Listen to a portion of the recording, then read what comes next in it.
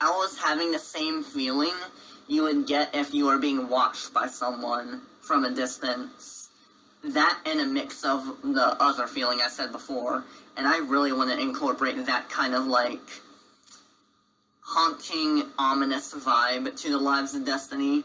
I want to make kids feel the same way I did, because I feel like it's fun. I feel like it's fun to feel that way. Like, it's not legitimately terrifying to feel this type of fear. It's the kind of fear you always felt when you were a little kid. Not the type of, like, anxiety-induced fear you feel now. It's a very childlike essence. It was the type of fear you had when you still believed a lot of, like, these, like, fantasy creatures still existed, like Santa, the Tooth Fairy, and all of that. It was during those times, you know what I mean? Yes, sorry I went on for that topic a little too long, but I really feel like I wanted to get that, feeling across so you could understand the type of general vibe I wanted for the Lives of Destiny. I want to give it that something, you know? Yeah. Alright, so now we're gonna talk about all the very old plot lines of the Lives of Destiny in as much detail as I can with no spoilers. Or at least as minimal spoilers I can possibly give out while still being able to tell the rest of the story. So, this is probably going to be the longest one. I'd say we're probably going to be on this topic for like another 15 minutes or something like that, maybe a little longer. So, just sit back, relax, and I'm going to be now telling about the plot line of every single the Lives of Destiny movie up until the 7th one, and then after that, we'll be taking a 15 to 20 minute long intermission, and then I'll be back. Alright, so, the Lives of Destiny 1. I'm not talking about my current version of the movies that I'm currently rewriting on right now. I'm talking about the oldest versions of them. So here's the oldest version of number 1. Aerithis, we start with her, she's like a little kid. We see like flashbacks of, her on this like snow planet called Mira. There's a bunch of like dinosaurs, like, with the guns, like shooting at the Draysons and all that. The Draysons escape from space, they colonize on Eris, they settle on this like island chain, and then they, like, years later, Aerithis is, like, 7 years old now, and, her and her mom,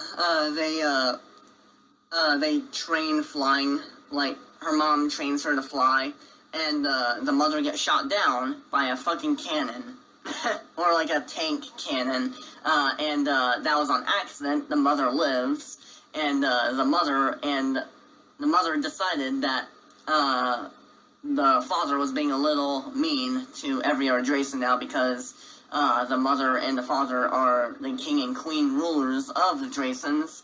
So, the mother took Aerithis and, moved her to a bigger city with a bunch of our animals in it. So now they stay in an apartment.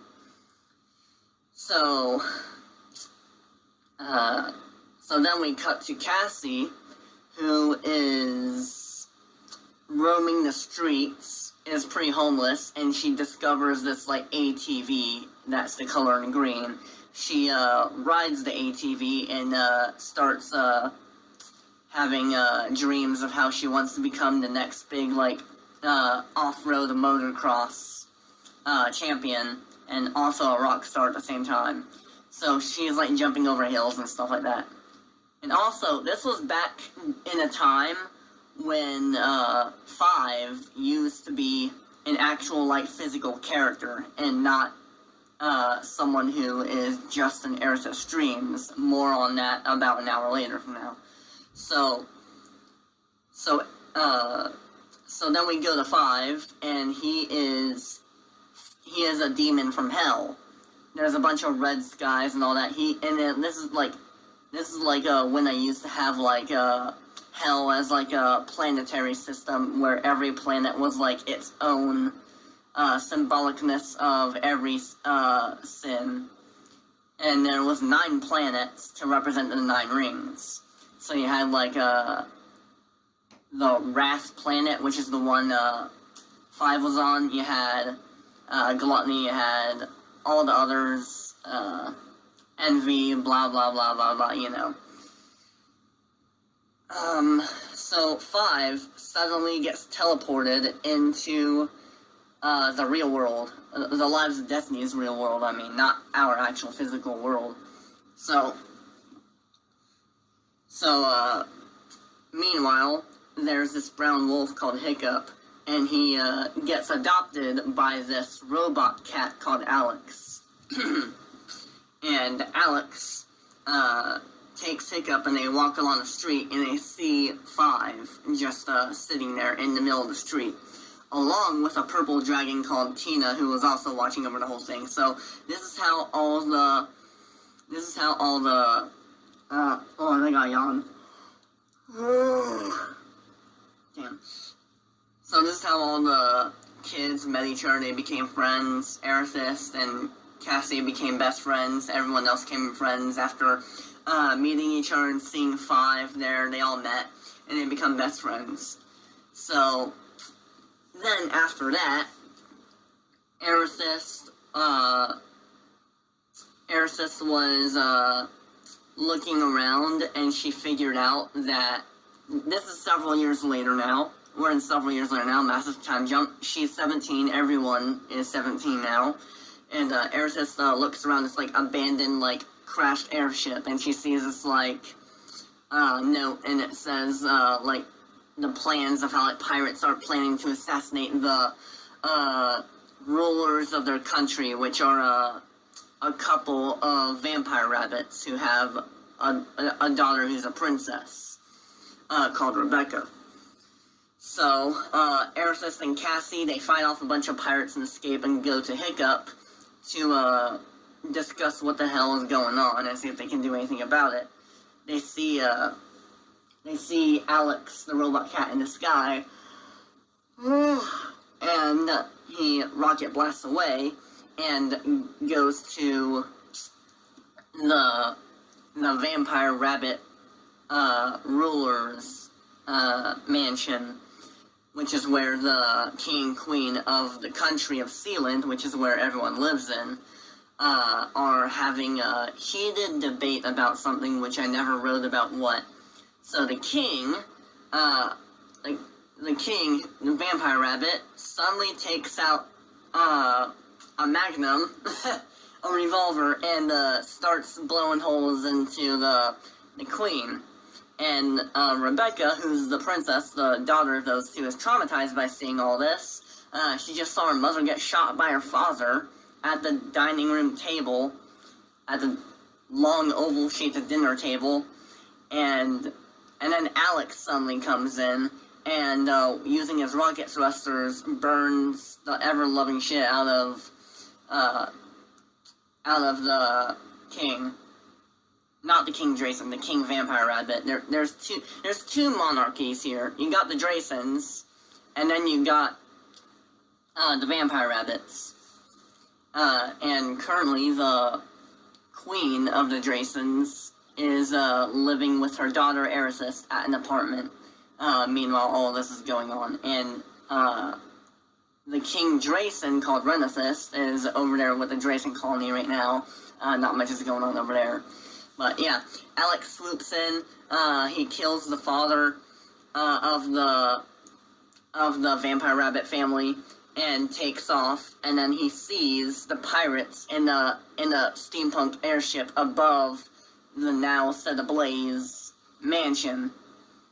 And he salutes to them, and flies away. And the reason why I'm glossing over everything very quickly, and I'm not really going into the nitty-gritties of every little detail, is because this is not the current version of The Lives of Destiny, and it's been canceled. Like, I don't feel like I should have to, like, in-depthly talk about a very distant past idea or past a vision of the Lives of Destiny that has long since been abandoned, because I got a much better version of the Lives of Destiny that I am going to talk about later on, probably like an hour or so from now.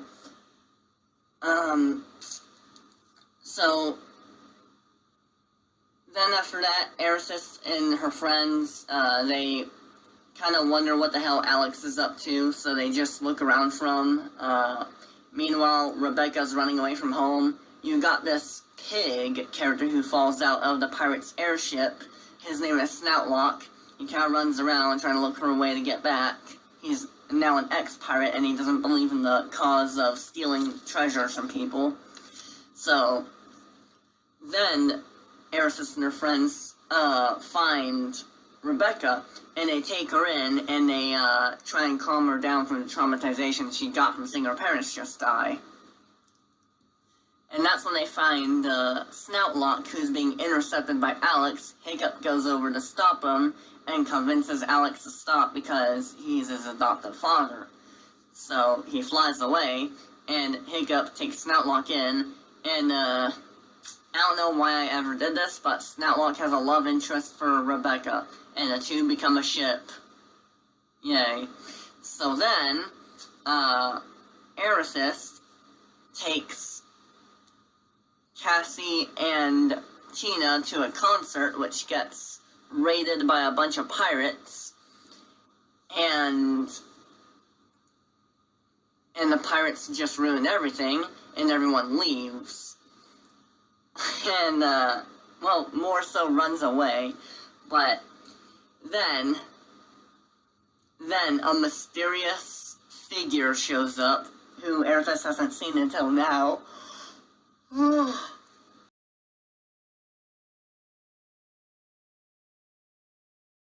Aerithis goes after her, and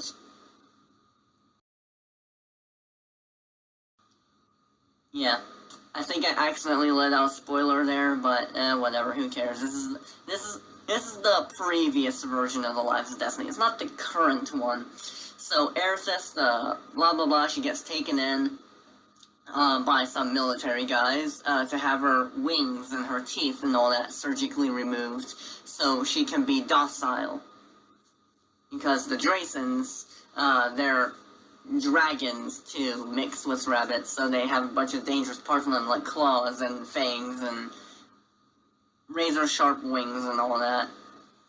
So then Aerithis is trying to get used to not having wings and not being able to fly and have claws and all that, so she talks with Cassie, and then there's a sudden pirate raid on the city. Cassie goes up to one of the airships and tries a sword fight with Captain Benson, who is the captain of the pirates. Aerithis goes up there and stops the whole conflict, and the pirates turn around and leave. And that is pretty much the whole plot of the very first version of the Lives of Destiny. As you can probably tell already, it is very lackluster. There is not much else going on. It's just a very simple plot with very little interest in it, which is why I very quickly went over to something else. Right? I was gonna talk about all the other movies in a nutshell right now, but I am starving right now. I just woke up right as I started making this thing, so I'm gonna put the 15-minute long break here. I'm gonna get something to eat, and I'll be back very soon. This call will still be running. I'll just be AFK for like 15 to 20 minutes, if you don't mind. But I'm starving. I had nothing to eat today. Oh my god, I haven't even drank my coffee yet. Oh my god, it's probably cold by now. It's warm, but not cold, but yeah. I'm gonna just be taking a little 15-minute long break, and yeah. So yeah. While the break is on, I will be occasionally talking about random stuff still. Maybe talking about stuff I forgot to mention or whatever while I'm eating, but yeah. I'm gonna go in and I'm gonna make something to eat. I'll be back momentarily.